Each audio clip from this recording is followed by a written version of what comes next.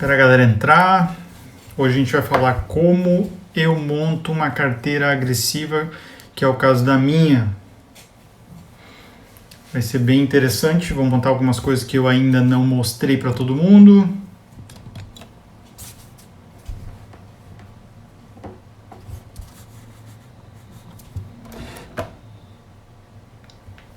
E aí, Francis, tudo bom? Como é que você tá? Tranquilo?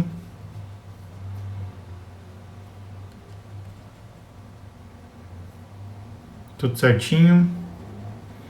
Então hoje a gente vai falar sobre uma carteira um pouquinho mais agressiva, por isso eu falei para todo mundo que tem que tomar um certo cuidado. Então eu vou falar um pouquinho sobre alguns caminhos que eu tracei e que foram importantes para chegar no patamar que eu estou hoje.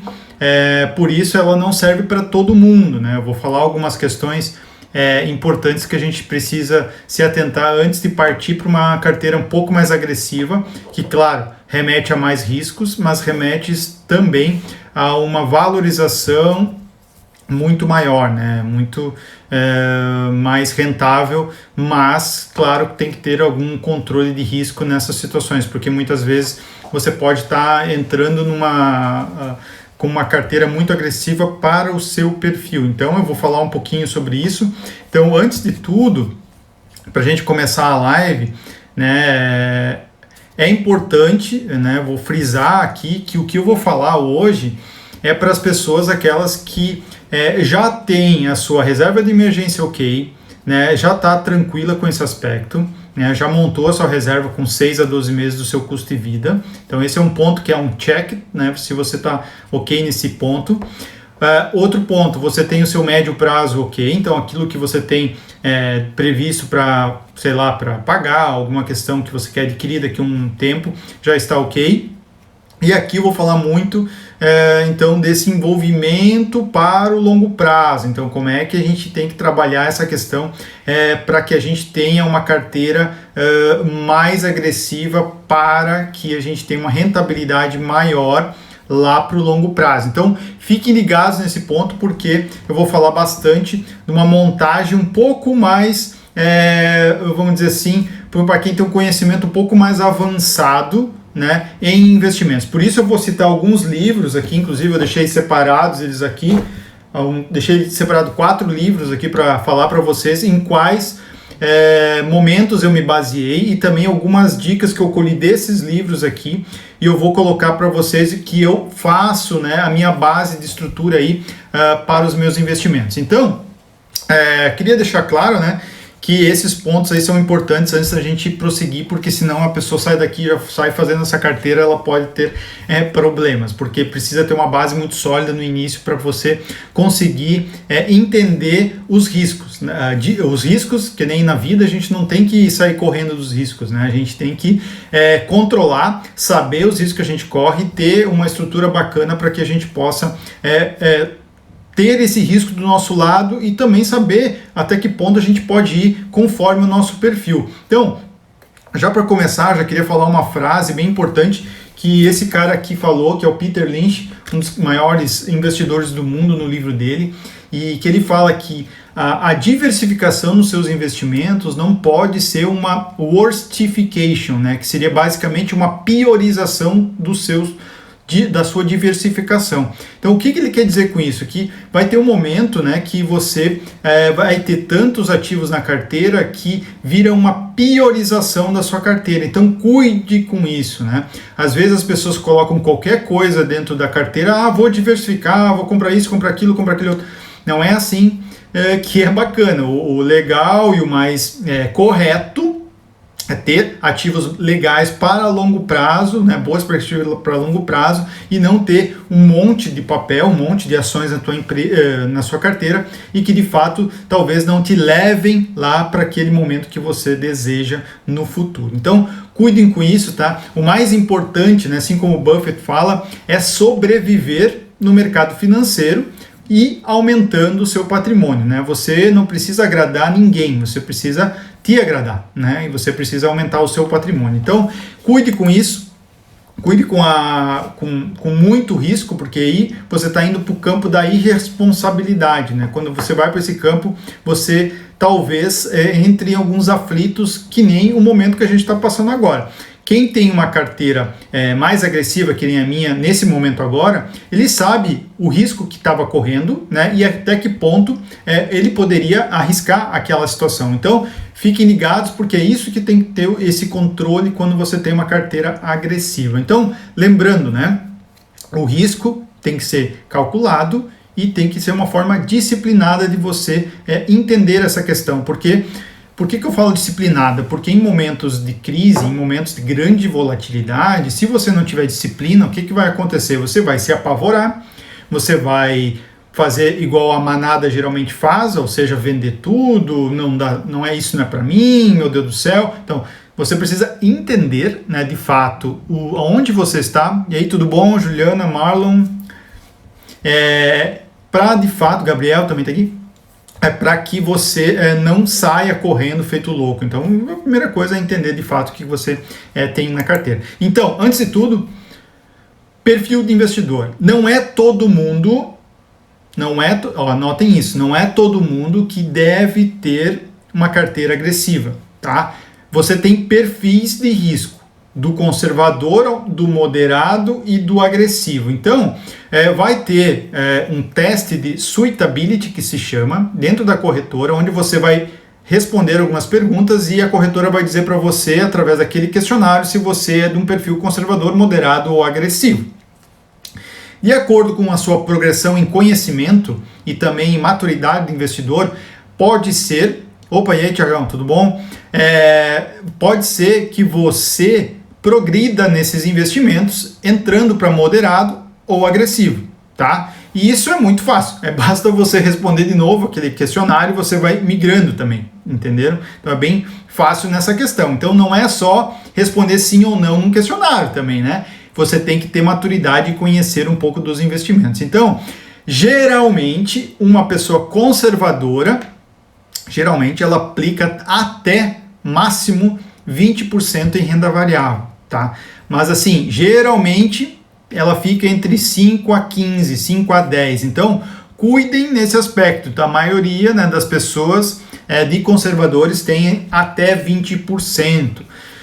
Moderados conseguem ir até 30% em renda variável. E quando eu falo em renda variável, eu estou falando de ações, fundos imobiliários, ETFs, fundos de ações, tudo que não é previsível os ganhos. Então, vejam que na modalidade moderada, então você está indo para um campo já de maior risco, onde você sim tem possibilidade de você investir, sei lá, 100 mil reais na renda variável e chegar a zero, certo? Então, você tem que saber até que nível você aceita, por exemplo, no mercado de baixa, perder 50% do que você investiu. Lembrando, e muita gente confunde isso, você só perde se você vende. Quando você tem a posição nas ações, você tem a posição em fundo imobiliário, você tem aquela posição e hoje ela diminuiu. Mas mais para frente ela pode se elevar e multiplicar, então você não perde. Você momentaneamente aquele valor está mais baixo. Então, moderados até 30% de máximo. O agressivo, que é o que eu estou falando hoje na live, né?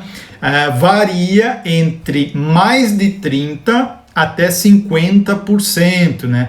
Tem gente mais agressivo que isso que consegue ir até 100%, mas aí beira a loucura daí, né? Não entra nem em algum termômetro, né? Porque, e aí, Glauco, tudo bom?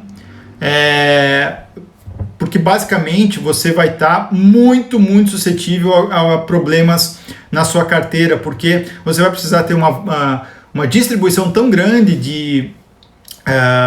de ativos que pode ser que você não consiga, primeiro, controlar, entender as empresas, né, para você diluir o seu risco no longo prazo. Então, eu conheço pouquíssimos investidores que têm 100% em renda variável. E geralmente essas pessoas só falam quando elas estão na alta, né? Elas não falam quando estão na baixa, né? Então, assim, eu não sigo essa linha de raciocínio. A minha linha de raciocínio é: Quanto mais conhecimento você tem, mais alocado em renda variável você vai ter. Eu tenho mais conhecimento, tenho mais tempo, vivo disso, então eu consigo alocar mais capital em renda variável e assim consigo sim, ao longo prazo, ver que eu vou ter mais retorno nesse sentido. E aí, Karen? E aí, Gabriel, tudo bom? Então fiquem atentos nesse quesito e façam esse teste para vocês entenderem. Não precisa ter uma corrida para o agressivo.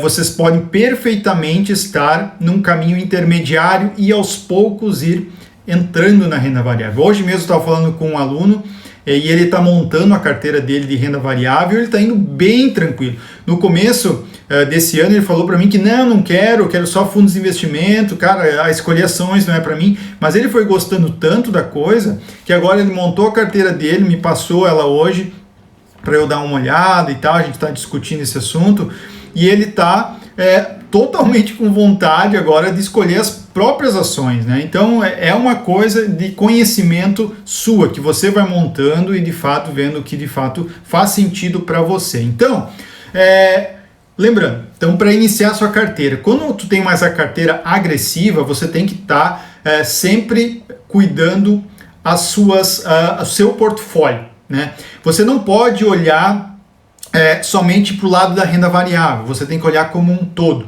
O que é o portfólio como um todo? O portfólio como um todo é você entender que a alocação da tua carteira ela vai ter uma volatilidade muito grande com o tempo. Porque como você tem um grande percentual em renda variável e ela tem variação, a sua carteira vai ficar desproporcional seguidamente. Então, muito importante é o investidor saber alocar o capital dele, né, com os percentuais que ele definiu.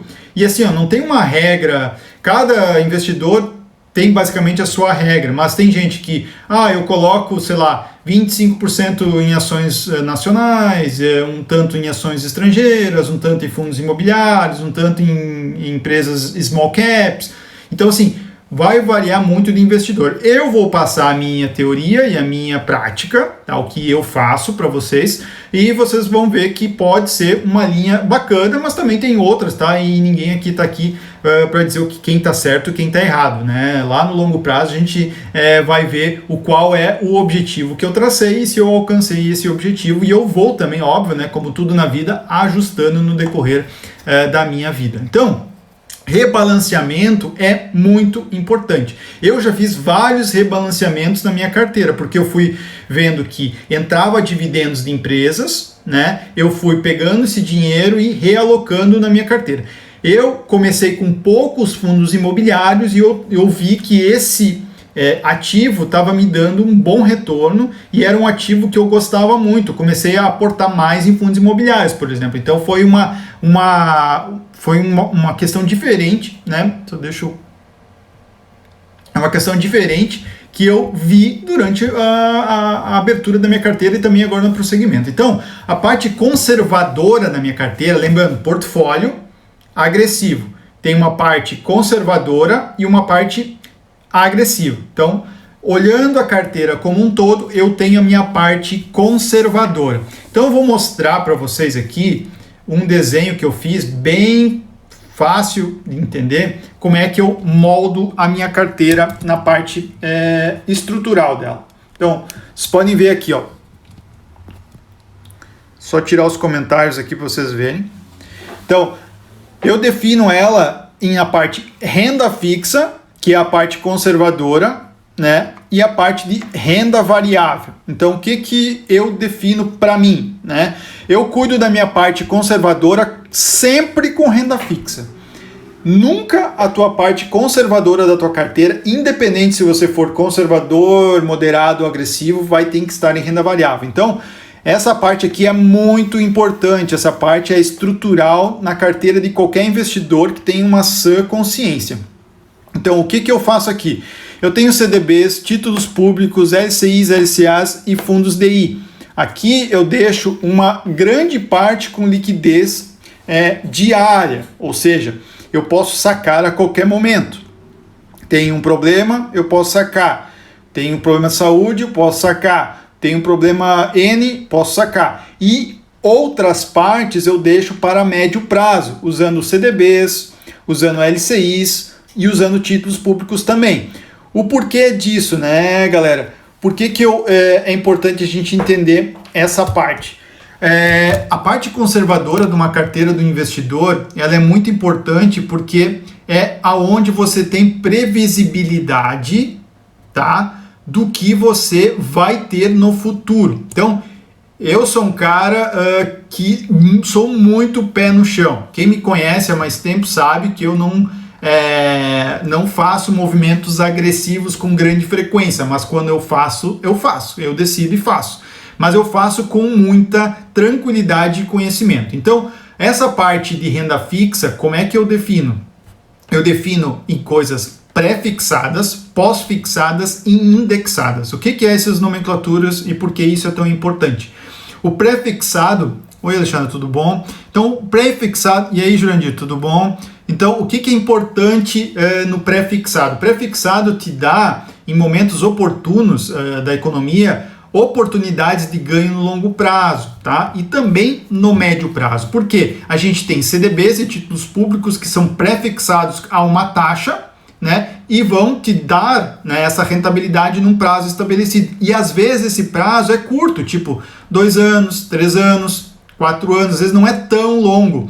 E é um título que está bem bonitinho ali, tu sabe, é conservador e tal, e te dá uma boa rentabilidade. E o que é uma boa rentabilidade? É uma boa rentabilidade quando você vê o mercado, por exemplo, tendo uma curva de juros para baixo, coisa que a gente viu em 2018, 2019, e a gente pegou alguns pré-fixados mais desses que eu acabei de falar, com uma boa taxa. Então eu peguei alguns CDBs, por exemplo, com taxa de 12% ao ano, 11 e pouco por cento ao ano. Eu peguei alguns títulos pré-fixados do governo, tesouros, com também pagando 5% mais a inflação, por exemplo, pagando 12% ao ano. Então, fiquem ligados, porque os movimentos da economia vão te oferecer oportunidades para isso. Então, essa parte conservadora de uma carteira agressiva, ela é muito importante, e principalmente para te trazer sono e tranquilidade e muita sanidade. Então, fiquem ligados com isso. Então, os pré-fixados, nesse ponto. O que é pós-fixado? Eu também tenho muita coisa pós-fixada. Por quê? Porque ela me dá a tranquilidade também de ter o meu dinheiro sempre subindo, porque ela está pós-fixada com algum indexador. Por exemplo, um CDI, uma Selic. Então, se o CDI aumentar, o meu investimento vai junto. Então, ele vai sempre subir, mesmo que for pouco, ele sempre sobe e estou líquido nesse investimento, porque eu posso sacar a qualquer momento. Então, tenho também pós-fixado investimentos assim. E também indexados. O que é o indexado? O indexado é... Voltou? Voltou. Deu uma travada. Mas então, o que eu estava falando do indexado. O indexado à inflação, ele é muito importante, porque eu vou trazer sempre o meu dinheiro, né, seguindo a inflação, porque se eu não deixar o meu dinheiro seguindo a inflação, pelo menos boa parte dele, eu vou perder poder de compra. Então eu também deixo essa parte conservadora de uma carteira agressiva atrelada à inflação. Isso é muito importante, a carteira, certo? Então agora a gente vai falar um pouquinho de uma posição importante dentro de uma carteira agressiva que também pode ser copiada para uma carteira moderada e também uma carteira conservadora. Então, um ponto importante é reserva de emergência, não pode faltar esse tipo de coisa. Tem de 6 a 12 meses lá dentro. Eu guardo sempre uma parte maior, eu guardo 12 meses do custo de vida lá dentro. Também, importante ponto, nem todo mundo faz isso, alguns investidores fazem, uma posição em caixa. O que é? Tu tem a reserva de emergência aqui nesse vermelhinho, e tu tem uma posição menor em caixa. Tem pessoas que fazem igual, mas eu faço uma posição bem menor. Para quê? Para que essa posição em caixa eu possa aproveitar alguma oportunidade em uma caída da bolsa, ou eu estou guardando dinheiro para comprar um lote inteiro de ações de uma empresa que eu já estou de olho há uns 2 meses, por exemplo. Eu fico guardando essa posição num caixa e chega um momento oportuno, agora chegou, sei lá, eu consegui R$5.000 nesse caixa.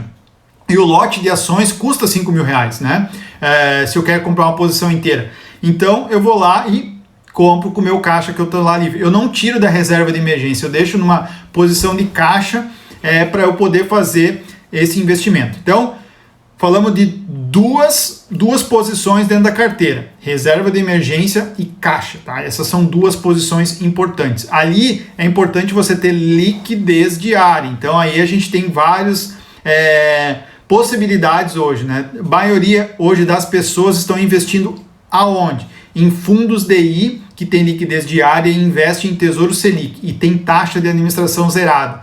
Eu já falei bastante isso com os alunos, tem bastante oportunidades hoje e é hoje o mais indicado para você ter uma reserva de emergência ou uma posição de caixa, tá? Hoje tem na Rico fundo de Trend DI, por exemplo, que taxa zerada, também tem na BTG, tem no Oraman, na PI, tem vários lugares para você fazer. Tem que cuidar não ter taxa, tá, pessoal? Porque senão não tem vantagem nenhuma. Bom, importante, então passamos por dois pontos importantes, e o terceiro é o médio prazo. Então esse médio prazo eu tenho também posições em tesouro para o prazo que eu defini. Então, sei lá, se eu preciso comprar algo daqui a 2, 3 anos, ou uma viagem que eu quero fazer daqui a 2 anos, 1 ano, eu tenho essa posição em um tesouro, ou talvez em CDB, por exemplo. Eu tinha comprado 2 CDBs em 2018, que eu falei até para vocês aqui, pagando 11%, quase 12% ao ano. Eles vão vencer esse ano. Eu tinha programado algumas coisas para esse ano. Não vou acabar usando esse valor, mas ele vai entrar na minha conta automaticamente e eu posso agora reinvestir em outra posição, outra ação ou outra qualquer coisa que eu achar com vontade ou achar uma oportunidade para investir. Então, eu tenho posições em CDBs e também em títulos do Tesouro para a gente ter o médio prazo tranquilo. Beleza, montamos a nossa primeira parte de uma carteira agressiva. Beleza, galera? Entenderam certinho isso? Preciso repetir alguma coisa? Então, a primeira parte da carteira agressiva, vocês viram lá, conservadora, o azulzinho que eu mostrei. Então, parte renda fixa. Ali está a estrutura da carteira bem sólida, ok? Então, a gente vai agora para uma estrutura mais flexível, volátil e mais arriscada. Então, a gente vai aqui para o sonho. Aqui, como eu sempre falo para os alunos e aqui nas lives, investimentos é muito ligado a propósito também. Você tem que ter um propósito com o dinheiro, né? Não basta você juntar dinheiro por juntar. Então, aí não vai dar liga, você logo está desistindo.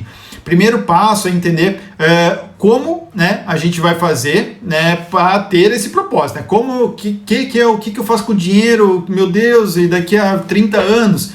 Eu tenho o meu. O meu é viver de renda, né? Ter liberdade financeira, seja ela daqui a X anos, daqui a X mais 10 anos, não sei. Eu tenho esse foco. E para esse foco e esse objetivo acontecer, eu faço alguns investimentos. Por isso que eu estou falando aqui para vocês que vocês precisam definir primeiro esse foco, esse objetivo. Se um dos objetivos é ter a liberdade financeira, pode ser que você entre numa linha parecida com a minha. Agora, se você tem um outro objetivo, por exemplo, se alguém tem, sei lá, 50 anos, ou uma pessoa tem 18 anos, ou 20 anos, vai ter uma outro desejo, talvez, que não seja esse meu. Então, por isso que vocês não podem copiar o que eu estou falando. Cada pessoa vai ter um objetivo diferente, tem uma etapa da vida diferente, tem valores diferentes para aportar. Então, fiquem ligados com isso, tá? Então, vamos lá. O que eu faço aqui? Primeiro, eu separo, né, os meus investimentos, né, em 3 a 4 grandes blocos, né? Então vai ser empresas, ações, né? Ações de empresas, né? Boas, grandes empresas do Brasil. Outra parte com também ações de empresas boas do Brasil, só que de crescimento. E outra parte eu faço com fundos imobiliários. Só que assim, né? As ações das empresas, né? Um importante ponto, né? A gente entender que não é qualquer empresa, né? A gente não pode lá, achar que eu vou fazer uma carteira diversificada, pego algumas empresas grandes aqui do Brasil e vamos embora. Não, não são todas as empresas que que eu pelo menos avalio como uma grande empresa boa e resiliente para o futuro. Então eu vejo principais pontos, né? Lucratividade, geração de caixa, dívida controlada, uma governança boa, né? Porque a gente vê muita empresa ruim no Brasil e é grande, então eu tenho que ficar ligado, e que também pagam dividendos. É nessa parte da carteira que eu olho para dividendos, mas o dividendo não é um fator, vamos dizer assim, chave para eu investir. Eu tenho que ver se a empresa realmente é uma empresa muito boa, porque o que a gente mais vê talvez empresas que não paguem tanto dividendos, mas estão crescendo muito. Então, às vezes tem grandes empresas aí no Brasil que talvez não pagam um grande dividendo, mas estão crescendo muito. Então, fique ligado. Na minha posição, eu tenho separado. Voltou? Não. Travou, mas voltou. Beleza? Então, essa parte de grandes empresas é muito importante, esses itens que eu falei: lucratividade, geração de caixa. O que é isso, né? A empresa tem que dar lucro, né? A empresa que não dá lucro vai ter problemas com certeza no futuro. Então fiquem ligados para esse controle. Então grandes empresas precisam ter lucro, né? Não vai adiantar você investir em empresas que não tenham lucro, e essa parte da carteira precisa ser de empresas com grande lucro. Então, dívida controlada, muito importante, né? Do que adianta a empresa estar passando, por exemplo, numa crise dessa aqui e está cheia de dívida, né? Isso é importante, ponto. Por isso é importante olhar as dívidas da empresa, porque se ela tiver com uma grande dívida, esse momento de hoje, agora, ela pode estar no momento de cilada, tá? Ela pode estar no momento bem ruim para lidar logo mais.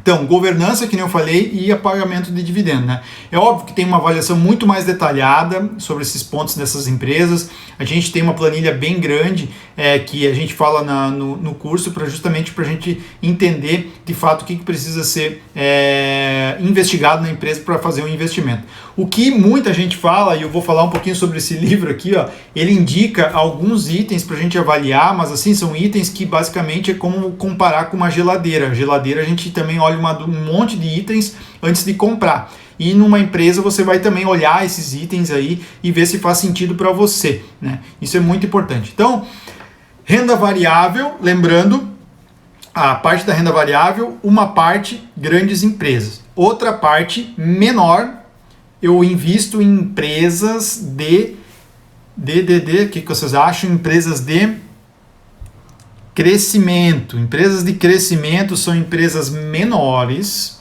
mas empresas com grande possibilidade de multiplicação de valor. Ou seja, são empresas que estão no momento, naquele momento quase na subida da montanha. Então, claro que não é fácil de achar essas empresas, são empresas geralmente menores, são empresas geralmente com mais perigo, são empresas com mais risco, e você precisa ter um percentual menor na carteira destes investimentos.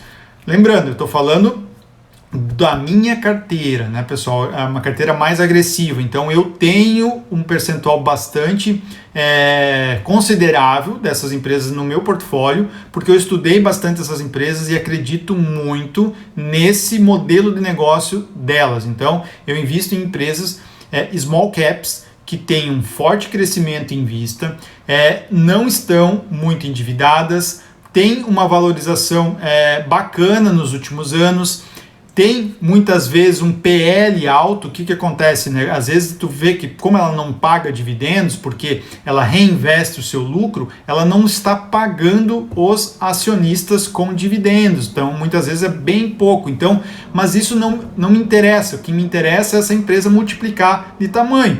Lembra que eu já falei, um Itaú, um Santander, um Bradesco, não vai multiplicar por 10 o tamanho deles. Se multiplicar por 10, vão ser maior que o Brasil praticamente. Mas uma empresa que seja menor, small cap, ela tem muito mais possibilidade de multiplicar por 10, por 100 às vezes. Então, fiquem ligados.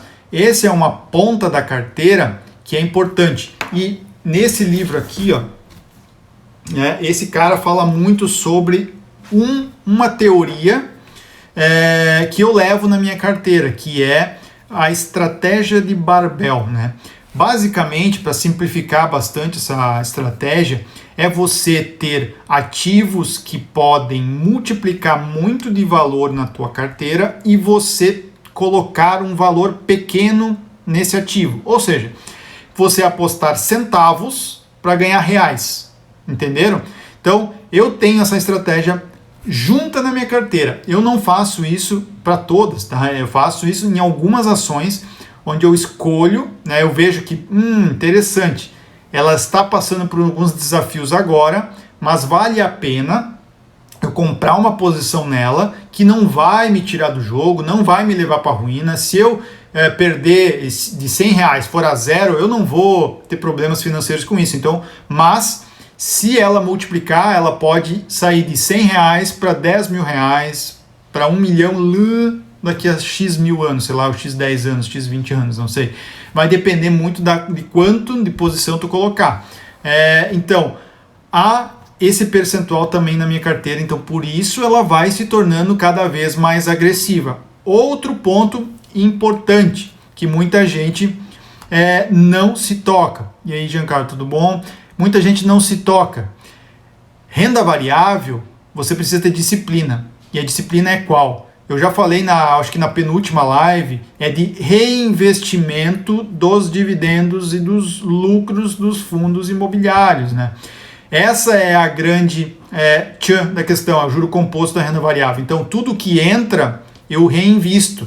Se eu não fizesse isso, com certeza a minha rentabilidade não seria a mesma, né? Não seria o que eu tenho hoje. Então, hoje eu já consigo, por exemplo, superar o Ibovespa. Eu até mostrei no domingo, no sábado, no meu Stories, eu estou já passando o Ibovespa mesmo com essas quedas bruscas. Por quê? O Ibovespa, né, só para dar um adendo para vocês, é uma cesta de ações das maiores empresas do Brasil que, na teoria, ela está lá dentro desse índice. E enquanto ela sobe e desce, esse índice vai variando. Só que quando você compra, por exemplo, um índice Ibovespa, que você pode comprar esse índice também, que se chama BOVA11, por exemplo, é um ETF, você vai ganhar, vamos dizer assim, de brinde, várias empresas que talvez eu não goste e você não goste. Então, se uma pessoa quiser comprar só esse índice, ela pode comprar. Eu não sou partícipe desse tipo de investimento. Eu gosto de escolher as minhas empresas. Então, eu escolhi empresas que muitas vezes são descorrelacionadas. Ou seja, o que é isso? Se uma sobe, outra desce ou fica igual. E isso faz também um movimento importante dentro da sua carteira. Por isso a diversificação não pode ser somente, eu tenho Bradesco e tenho Itaú. Não dá, isso não é diversificação. Isso é uma mesma categoria de empresa, né? Ou seja, você está comprando um banco, você está comprando financeiro. Então você tem que ter empresas de educação, empresa de serviço, financeiro, saúde, agronegócio, né? Ter várias, transporte, saneamento, tem várias aqui que você pode ter, e aí de fato você está com uma carteira mais descorrelacionada em alguns momentos, e também você vai ter uma... Voltou. Então essa parte de diversificação é muito importante. Eu queria mostrar uma coisa bem bacana aqui para vocês. Então o que eu acabei de falar, tá? O que eu acabei de falar tá aqui, ó. A diversificação, vou tirar só os comentários aqui. A diversificação, ela tem essa relação de risco e números de ativos. Então, quanto aqui, ó, aqui a relação de risco, né? Que mais riscos, e aqui o número de ativos. Então, se você tem poucos ativos, você tem mais risco. Quanto mais ativos, menos riscos. Mas chega um momento que você não adianta ter muitos ativos, porque quanto mais ativos você tiver, já não vai fazer diferença no risco. Então, os itens importantes que eu falei para vocês, né? Educação, indústria, varejo, tecnologia, financeiro, saúde, construção, agronegócio, é muito importante a gente ter. E outro item muito importante da gente ter é fundos imobiliários, né? Aqui eu listei alguns tipos que são e estão na minha carteira. Então, shopping centers, galpões industriais, galpões logísticos e lajes corporativas são um dos fundos imobiliários que eu tenho em carteira também. Então, é muito importante a gente também ter fundos imobiliários, porque são ativos que tem um lastro no imóvel. Então, ele tem menos volatilidade, vai te deixar muito mais tranquilo, porque ele não vai cair demais, vai ter uma certa tranquilidade e vai te dar retornos mensais, ou seja, você vai poder reinvestir esse valor e deixar a tua engrenagem funcionando. Lembrando que vocês, até quem não viu ainda, olha no meu feed ali, tem uma engrenagem do juro composto na renda variável. A partir do momento que você conseguir, em um determinado mês, já conseguir ter um número mágico ali e você conseguir comprar um novo ativo a cada mês, aí você vai ver como fica fácil, você nem precisa mais trabalhar no sentido de dar dinheiro para o seu investimento para ter um novo ativo. Ali, o próprio investimento, ele já consegue se reabastecer sem precisar de energia, basicamente. Então, fiquem ligados, eu já estou nesse nível, já consigo reinvestir os meus investimentos sem precisar aportar todo mês. Então, com o dinheiro das ações e dos fundos imobiliários, já consigo comprar novas ações e novos fundos imobiliários sem precisar, de fato, ter que aportar todo mês, se eu achar assim necessário. Então, fiquem ligados com esse momento. A Francis perguntou aqui, quando se compra uma ação, o fundo precisa fazer aporte todo mês? Não, não é obrigatório, né? Mas o bom e vamos dizer assim, o certo, né, o consistente seria fazer. O que acontece comigo? Vou falar por mim, né? Eu tenho o dinheiro que entra a minha conta não como um assalariado mais, né? Antes eu tinha todo dia quinto, bonitinho, sagrado, entrava aquele dinheiro. Agora eu tenho um dinheiro entrando em vários momentos da minha vida, do meu mês, e assim vai. Então eu faço, né, os meus aportes irregulares, não cada mês. Às vezes é 2 vezes no mês, às vezes é uma só. Vai depender, por exemplo, como falei anteriormente, tem vezes que eu estou analisando uma ação, por exemplo, eu comprei uma ação semana passada, de uma empresa farmacêutica.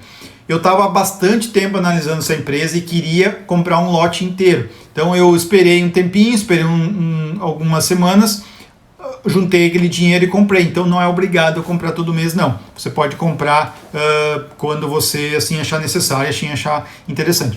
Hoje teve uma pergunta de um amigo meu também, um aluno, que pediu, né?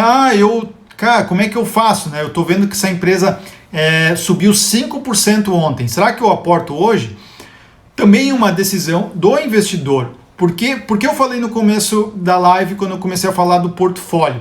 Por isso é muito importante você, como investidor, ter um portfólio e entender o que você quer com aquele dinheiro, qual é o teu objetivo. Ah, sim, beleza, Thiago, entendi. Agora, como é que eu faço? A minha divisão eu estou mostrando para vocês. Renda fixa, conservadora e renda variável agressiva, porque eu já estou num conhecimento mais avançado. E aí o que eu quero? Eu quero ter tanto percentual em grandes empresas, tanto em ações de crescimento e fundos imobiliários. Eu decidi qual é o percentual desses 3 que eu quero ter, e aí eu vou olhar no mês que eu quero aportar. Ah, não, peraí, tá desregulado, preciso comprar um pouquinho mais de fundo imobiliário. Você vai lá e compra fundo imobiliário, não precisa comprar ações. Então, você decide no momento o que você quer comprar. Você não tem obrigatoriedade de comprar sempre aquele ativo. Então fica tranquilo nesse sentido. Olha naquele momento o que você está precisando para deixar a tua carteira tranquila e, vamos dizer assim, regulada. Então esse é um ponto importante, tá? Muita gente confunde. O que pode estar na cabeça de vocês se alguém está com essa dúvida? Muita gente faz proteção de carteira. Que nem eu falei na live, né, aqui com vocês, tem muitos investidores que têm métodos diferentes do meu e tá tudo certo. Não tem, isso não é uma prova da 4ª série nem da 5ª série que tem certo e errado. Cada um tem o seu estilo. Eu não faço proteção de carteira. Eu faço uma proteção. Deixa eu reformular. Eu não faço proteção de carteira com ouro e com dólar. Tem muita gente que faz com isso.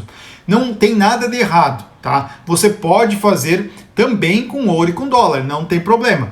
Mas eu faço de uma outra maneira. Eu faço através de compra de ações de empresas que são exportadoras e tem grande geração de caixa em dólar também. Então eu faço dessa maneira e também tenho agora investimentos que eu faço em posições de empresas nos Estados Unidos. É isso que eu vou começar a fazer agora e ter uma proteção maior em termos cambiais, né? Aí é uma outra pegada, é uma pegada de ter o seu, vamos dizer assim, consumo, né? Que hoje celular, o Apple Watch, esse celular aqui são tudo dolarizados, então tem muita coisa na nossa vida que é dolarizada. Então eu tô já com algumas empresas mapeadas para fazer investimentos lá, tá? Então até quando eu começar a fazer, eu vou começar a mostrar isso no Instagram, vou começar a falar com os alunos aqui também, mas então eu tenho dessa maneira. No Brasil eu tenho ações de empresas que são grandes exportadoras, tem bastante caixa em dólar,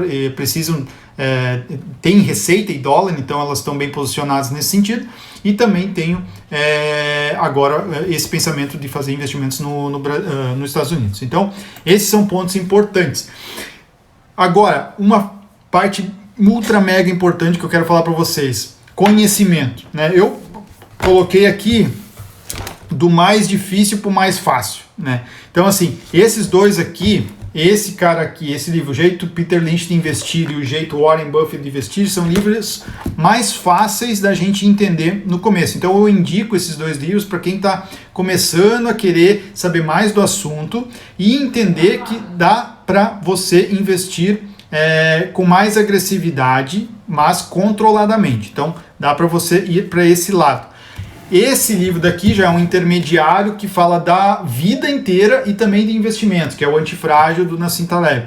Agora, se você vai para um nicho mais complicado, né, você quer ir para o mais técnico, que você já passou por, vamos dizer assim, a fase básica ali do conservador, aí vem o Investidor Inteligente, do Benjamin Graham, que aí sim é uma pegada bem técnica, né, que você vai ter que aquela comida mais, né, com mais substância que é difícil de digerir muitas vezes. Então você tem que ir devagar para estudar o livro, porque ele tem bastante detalhes, tá legal? Thiago perguntando aqui, tipo VEG. VEG é uma empresa, né, com grande potencial no Brasil, por N fatores, e tem sim essa pegada de dólar. Por quê? Não só porque ela tem geração de caixa em dólar, mas também porque ela tem plantas em outros países. Também é uma possível empresa com forte geração de caixa em dólar, tá? Então, assim, como eu falei desses livros, eu anotei alguns ensinamentos que eu levo comigo. Eu vou depois disponibilizar esse material aqui para a galera lá do curso, mas assim, eu separei algumas coisas para vocês aqui que são bem legais, tá? Que eu aprendi e levo comigo nos meus investimentos. Então, assim, um ponto importante, tá? Eu tirei de 2 livros de 2 caras super, ultra, mega famosos que são muito bons no que fazem, né? Até hoje, são vivos e fazem muito bem o trabalho deles. E são extremamente didáticos em como passar esse conteúdo. Então, assim, primeiro ponto, compreender a natureza das empresas, compreenda o que elas fazem. Não adianta você comprar por comprar e depois não saber explicar o que a empresa faz. Importante. Grandes empresas têm variações, pequenas empresas têm grandes variações. Isso é muito importante você entender, por isso é importante você separar grandes empresas de pequenas empresas. Por isso que eu falei e separei a minha carteira assim também. Procure empresas lucrativas e que demonstram ter poder de escala dentro do seu negócio. Isso é importante. Desconfie de empresas que estão crescendo 50%, 100% ao ano, né? Não é assim tão fácil disso acontecer e pode ter algum enrosco aí, então fique ligado. Um ponto que eu falei no começo da live, desconfie de diversificações que viram piorificações, né? Que é worstifications em inglês, né? Que o Peter Lynch falou no livro dele. Então, muita diversificação pode virar uma zona e você não entender nada que você está fazendo, então calma, vai devagar que vai dar tudo certo. Outra parte importante, ele cita, né, que o Peter Lynch, né, que é muito importante a gente olhar empresas, né, que tem um crescimento rápido, né, entre 20% a 25%, né, e estão num segmento que talvez não esteja todo mundo olhando, né? Então isso é muito importante. Sabe onde a gente pode ver isso? Em tecnologia, né? Isso é muito importante a gente notar, porque não é um segmento que todo mundo domina. Então, se você tem alguma linha de raciocínio ou uma linha de trabalho, de estudo que você domina, talvez você pode olhar esse tipo de empresa e opa, pera aí, ninguém está olhando essa empresa. Pode ser uma empresa bacana de se estudar. Empresa do ramo farmacêutico, ramo de serviços, não sei, né? Isso é bem legal a gente entender. Empresas que têm nicho também são bacanas de se estudar, porque não é, que nem eu acabei de falar, não são empresas que estão no radar de todo mundo. O Peter Lynch, ele fala muito sobre small caps aqui nesse livro. Ele dá exemplos de ele conversando com a mulher dele, né, a mulher dele fazendo algumas compras e tal, e ele perguntando algumas questões que ela... por que ela comprava aquele produto, né? Então, assim, alguns diferenciais competitivos que você pode notar e você pode usar como investimento nessas empresas. Então, fique ligado, tá? Questão importante da gente entender do mercado, que o mercado sempre cai, sempre vai cair, não se sabe quando, mas você tem que estar preparado. E o preparado é você entender que se o mercado cair, você está ok com aquela caída. Ou seja, vou perder 50% do meu rendimento nisso daqui, ok? Tá ok, entendo. Eu entendo isso porque eu estou esperando algo maior lá na frente. Então isso é um ponto importante. Não dá para a gente prever a direção do mercado, nem no próximo ano, nem daqui a 2 anos, então entenda isso e tenta engolir, porque não adianta. Tem gente que acha que sabe tudo no ramo que atua, mas no ramo financeiro não é assim que funciona. O mercado sempre é o rei e o mercado sempre vai te dar uma chinelada no meio da bunda. Essa é a realidade. Ele não vai te respeitar a tua opinião. O mercado não está nem aí para a tua opinião. Essa é a realidade. O petróleo vai aumentar amanhã, vai cair. E ele não está nem aí para você. Então, assim, respeita o mercado. Essa é uma lei absoluta nos investimentos. Entenda aonde você investe e respeita o mercado. Por isso que é muito importante você entender a companhia que você está investindo. O simples fato da ação subir não quer dizer que você esteja certo. E o simples fato da ação cair não quer dizer que você esteja errado. Então, muita gente se preocupa com o curto prazo. Não se preocupe só com o curto prazo. Olhe a linha inteira do longo prazo. O curto prazo pouco importa. 5 dias, uma semana, um mês, é um palito daqui a 20 anos. Não adianta você se preocupar com o curto prazo, tá? Então isso é um importante ensinamento que eu levo comigo. Comprar uma empresa com perspectiva medíocre somente porque está barata não é uma boa ideia. Muita gente faz esta tremenda cagada, né? Mas está barata, está R$1, está 50 centavos, está R$2. Isso não quer dizer que a empresa está barata, não tem nada a ver.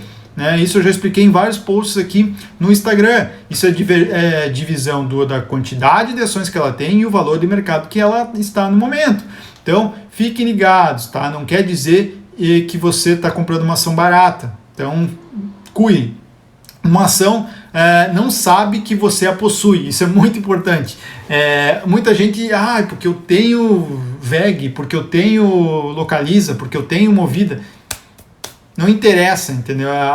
Não crie um relacionamento de amor com a empresa. Não é essa a ideia. A ideia é que é um investimento e assim como um negócio, né?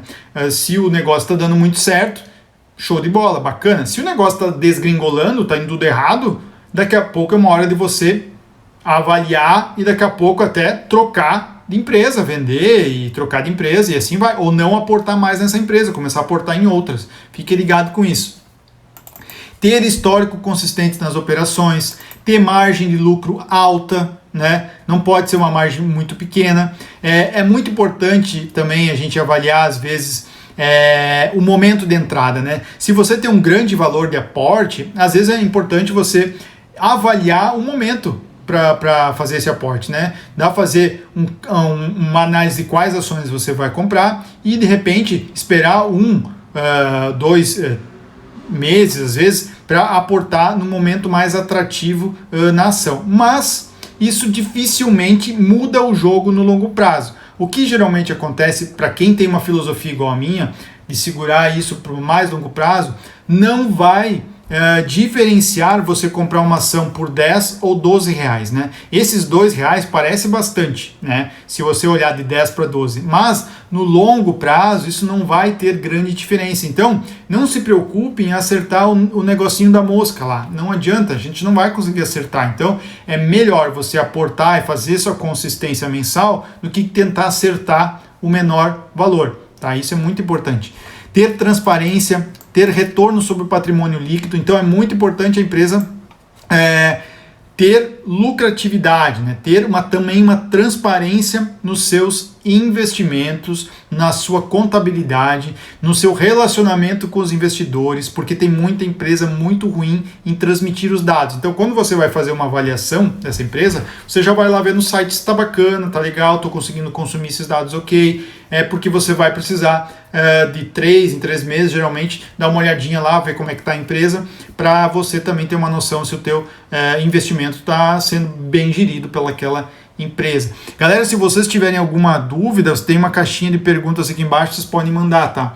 Então, assim, são ensinamentos importantes que eu, pelo menos, levo para os meus investimentos, que eu acredito que quem faz investimentos agressivos, né, que eu falei anteriormente, é uma parte mais que não é para todo mundo, vamos dizer assim, que você deve tomar um certo cuidado. Então vamos voltar para a gente já encaminhar para o final. É basicamente uma carteira assim. Então vou desativar os comentários aqui. O que eu falei anteriormente, parte de renda fixa muito sólida, então vai depender do que você tem de perfil. Então geralmente quem é conservador tem 80% aqui, 80%, 90% aqui. E quem está numa parte mais moderada, agressiva, começa a aumentar a exposição aqui.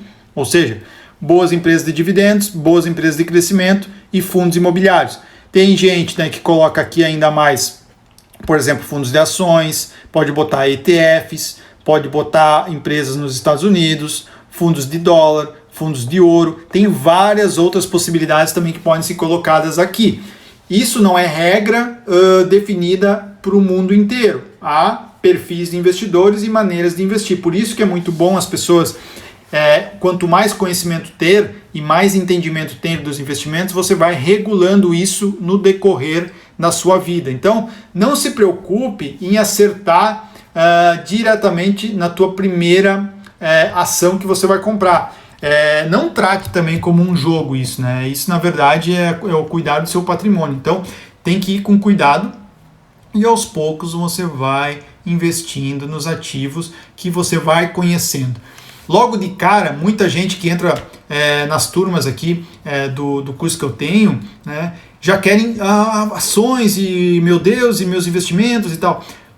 Eu sempre dou o recado, né? Calma. Vai chegar o momento certo para você fazer isso, né? O que você não pode é atropelar os seus investimentos. De uma forma ou de outra, o que você tem que cuidar é ter essa parte de conservadora sólida, e aí depois você vai fazer os investimentos nas ações e você vai começar a gostar disso. Eu tenho certeza absoluta, porque todo mundo começa a ver, pô, que bacana, tá vindo lá meu dividendo, tá entrando meu fundo imobiliário, tá entrando toda aquela grana e eu posso reinvestir e fazer essa engrenagem rodar. A hora que vocês vão ver a engrenagem rodando de você, pô, ganho, sei lá, 100, 200 reais por mês só de dividendos e eu posso reinvestir, comprar outro fundo imobiliário, outra ação e no outro mês eu tenho 112, daqui a pouco 115, daqui a pouco 200, daqui a pouco... Pô, é tão legal ver o dinheiro trabalhando por você. Então, quando você tem uma carteira mais agressiva, você tem uma tendência a ter mais patrimônio mais rapidamente. Mas isso é uma tendência, não quer dizer que isso vai exatamente estar no curso correto. Às vezes, a gente enfrenta crises igual a gente está vivendo. E o que acontece? Essa é uma pergunta que às vezes vem. O que acontece com uma crise quando você tem uma carteira agressiva? Você vai ter uma rentabilidade muito menor, ou seja, imagine que essa caneta é uma ação e essa ação custe 10 reais. Né? Você comprou por 10 reais. Na crise pode ser que ela se desvalorize e fique 5 reais. Entenderam? Saiu de 10 para 5. Você perdeu 50% do valor da caneta. Mas a caneta está exatamente igual. exatamente igual, dos mesmos componentes, a mesma coisa e tal, mas ela perdeu o valor no mercado, então ela diminuiu para R$5. Agora, o que acontece para ela voltar para R$10, né?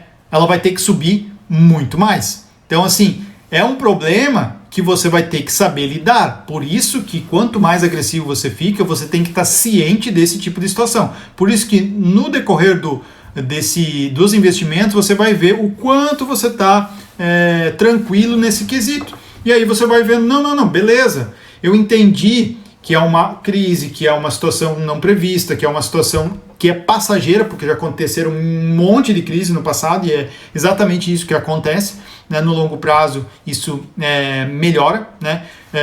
Isso vai acontecer. E aí, de fato, a caneta vai voltar a 10, vai voltar a mais. E o que acontece para quem não nota isso, né? Muita gente vende a caneta lá embaixo. E no mercado financeiro, galera, todo mundo que vende tem alguém que compra. E por que essa pessoa comprou essa caneta a R$5? Por que vocês acham? Né? Porque ela viu o valor na caneta. O que acontece? Tem um indicador que se chama P sobre VP, preço sobre o valor patrimonial. O valor patrimonial basicamente é o custo para fazer essa caneta. Se custou R$10 e você comprou a R$10, esse P sobre VP é 1. Né? Agora, se você comprou por R$5 e essa caneta vale 10, na verdade, o VP dela, você está comprando por um valor 50% mais barato. Então faz todo sentido para quem está comprando. Então fique ligado que esse jogo da mente, que nem o Juliano falou, tem que ter sangue frio. E é isso que acontece. Só que o grande dinheiro no mundo, né, e esse cara fala muito bem isso, o Warren Buffett, que é o terceiro cara mais rico do mundo, o dinheiro no mercado financeiro é a transferência de renda dos impacientes para os pacientes. Os pacientes esperam o resultado no longo prazo. Para aplicar na bolsa, quando pode começar? Quando você tem, eu falei bem no comecinho da live, toda a parte do conservador. Quando você tem toda a tua reserva de emergência montada, todo o teu médio prazo montado, tudo isso em uma parte toda em renda fixa montada. Quando você tiver aí, você vai começar a fazer os seus primeiros aportes e, de fato, estudando nesse meio tempo. Se você já estiver estudando, vai depender de quanto percentual você já tem dentro do médio prazo, você já pode começar a fazer alguns aportes em fundos imobiliários e começar a sentir como é que é a renda variável. Mas o sentimento é seu. Não apareceu para mim aqui que estava acabando. Bom, então esse ponto é importante, né, que eu estava falando para vocês. Quando uma crise pega as pessoas, pega a parte da renda variável da carteira de investimento, sim, vai diminuir muito o seu valor de mercado das tuas ações, mas não quer dizer que a empresa não vale mais nada, tá? Esse é um ponto importante. Essa analogia da caneta é bem aplicada, principalmente a fundos imobiliários. O que aconteceu com os fundos imobiliários nos últimos tempos? Os shoppings fecharam. O que aconteceu? Os fundos imobiliários de shoppings, eles caíram bastante, mas o shopping vale muito dinheiro, né? Então, o P sobre VP dos fundos imobiliários, ele caiu bastante. Ou seja, uma caneta valia R$10, estava valendo agora 50 centavos, 80 centavos, 90 centavos. Então você poderia comprar por um preço menor. Só que o que vai acontecer? É um risco, né? Que nem algumas pessoas falaram aqui. É isso aí, Targino, é isso aí, live pesada de informação. Então é muita coisa que talvez você tenha que analisar e entender, e se você tem um perfil de risco, você vai entender quando estiver pronto no sentido de conhecimento, e aos poucos você vai fazendo. Não pode ficar com medo paralisante, né, de colar as placas.